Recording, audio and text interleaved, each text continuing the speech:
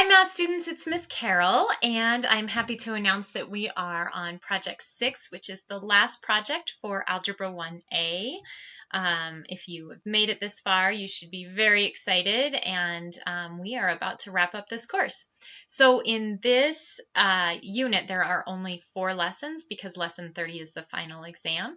So this is for lesson 26. It's the first of 4 videos that I will do for unit 6. So let's go ahead and get started. We've got 5 questions to go over today. I'm doing this slightly different. I'm sorry if you're going to have trouble reading the text here. I had to do some copying and pasting into a document just because for some reason I couldn't access the right page on the course. So if you want to follow along with your course open, you might be able to read some of these things better, but at least you'll be able to see my math here.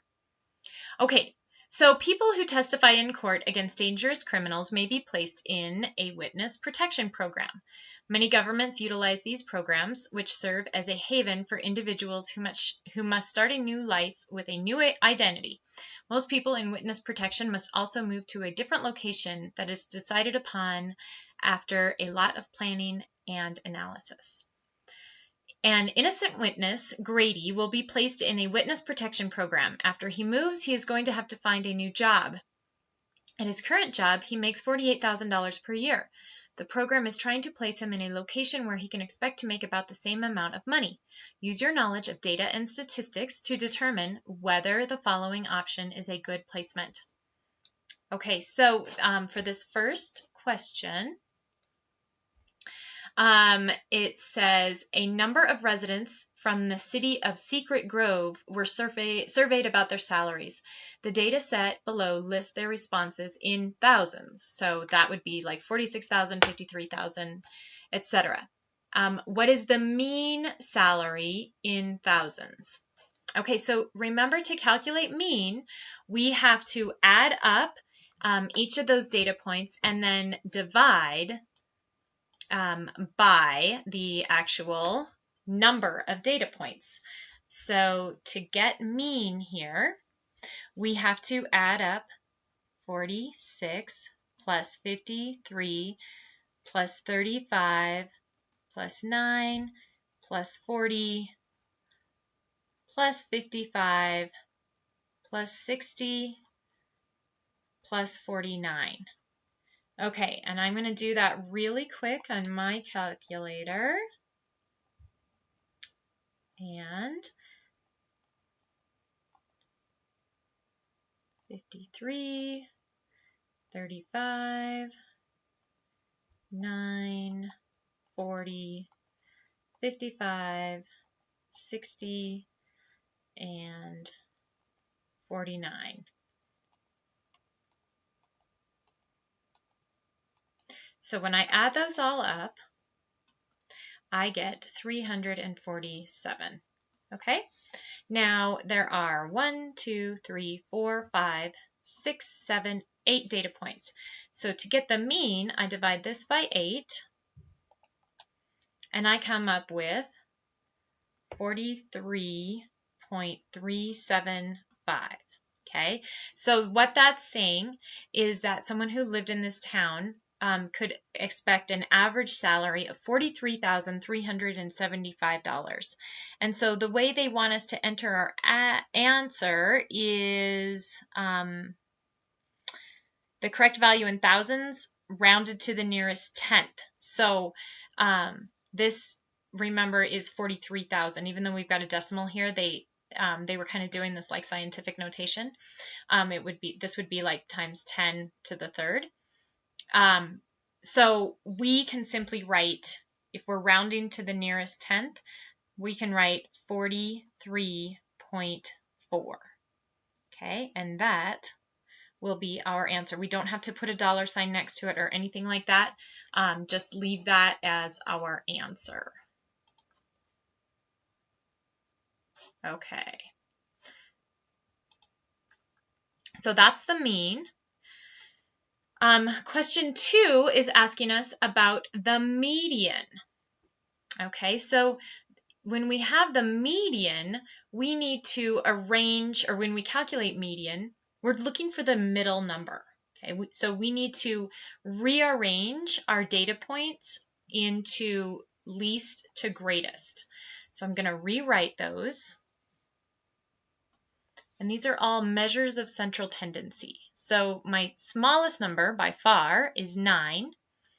The next number is 35, then 40, then 46, 49,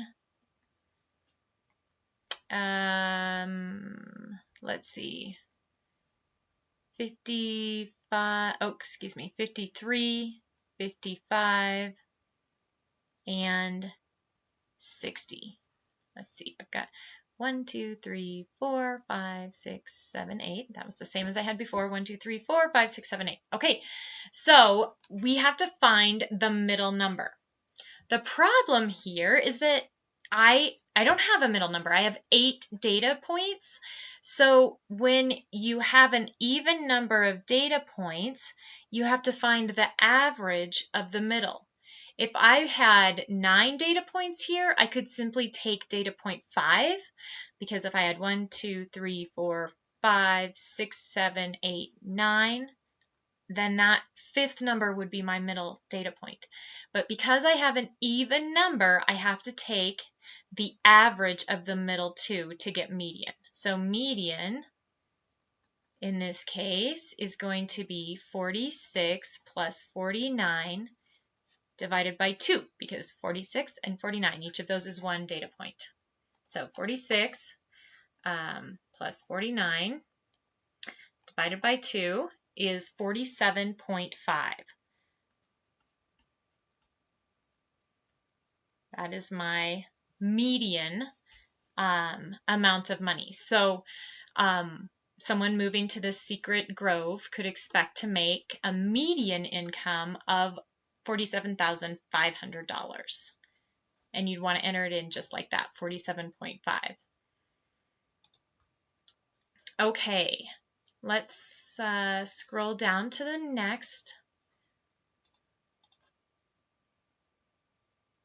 Okay, question 3 says, using the same data set as the first question, which of the points in the data set could be considered outliers? Select all answer choices that apply. If only one answer choice applies, select only and the answer choice that applies. So if we're looking at all of these, there's really only one.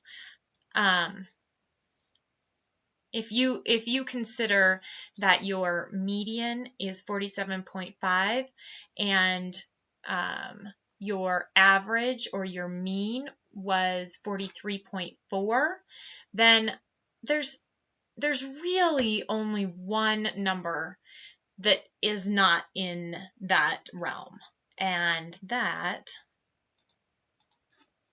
is 9. So for both of these, or for these, you're going to choose both 9 and only. Okay? So that was an easy one. Let's go to number 4, and it says remove that outlier and recalculate the median and mean for the data set. And then explain how these values are different than what you calculated before. Okay, based on this, which is the more appropriate measure of center for the data? Okay, so this is kind of like a multi-pronged question here.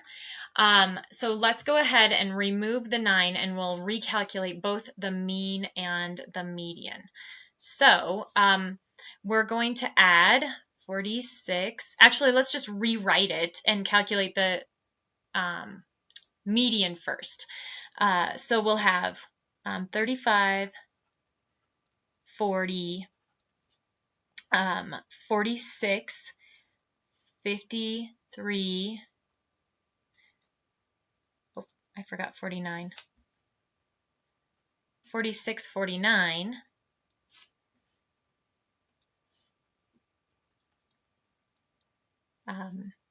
53, 55, and 60. Okay, so now if we get rid of that 9, we have 7 data points remaining. So calculating the median here is really easy. I've got 1, 2, 3 on this side, 1, 2, 3 on this side. My middle number is 49. So median equals 49. And now to get the mean, I'm going to add all of those up. So I have 35, 40, 46, 49, 53, 55, and 60. Add all that up. I get 338, which makes sense because I could really have just taken my previous number and subtracted 9, but that's okay. 338, and now instead of dividing by 8, I'm going to divide by 7,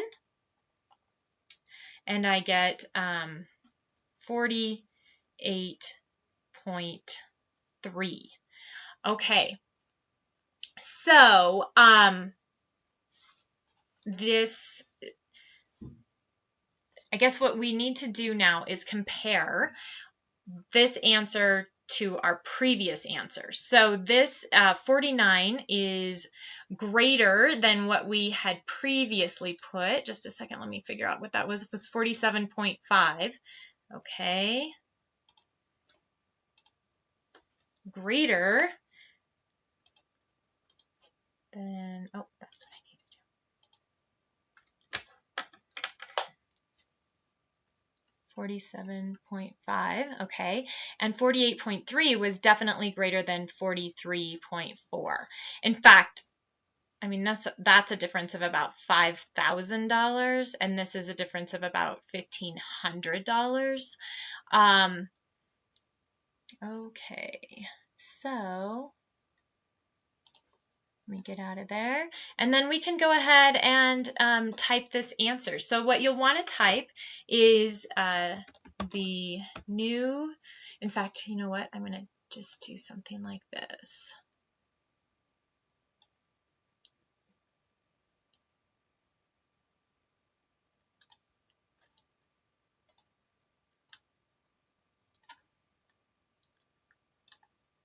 I've got it very succinctly written here. Okay, so when we remove that outlier 9, this gives us a mean of about $48,000, and that's about $5,000 more than the previous mean with the outlier. The median is $49,000, and that's about $1,500. Before we moved the, it's a difference of $1,500 when the outlier was included. So I think that we can write that the median is a more appropriate measure of the central tendency because it was changed less when we removed the outlier. So that's a really good argument for knowing which data point to use when you're looking at central tendency. Once you remove your outliers, which of the data points changes less is going to be a better indicator. Okay, so then the last one, let me just copy down my answer here. The last question is Secret Grove a suitable witness protection placement for Grady? And so I think our answer is going to be something like this. Let's go ahead and erase that. Okay. So since Grady needs to find a job with a salary of $48,000, Secret Grove would probably be suitable because the median salary is just below $47,500 when we included that outlier, and it's about $48,000 when the outlier was included. So it's going to be right in the ballpark of a good place to work for Grady. Okay, that is absolutely all the time I have. Thanks for sticking with me. That was a little bit of a discombobulated recording because of how I had to do it this time, but I appreciate your patience, and I'll see you back here for lesson 27.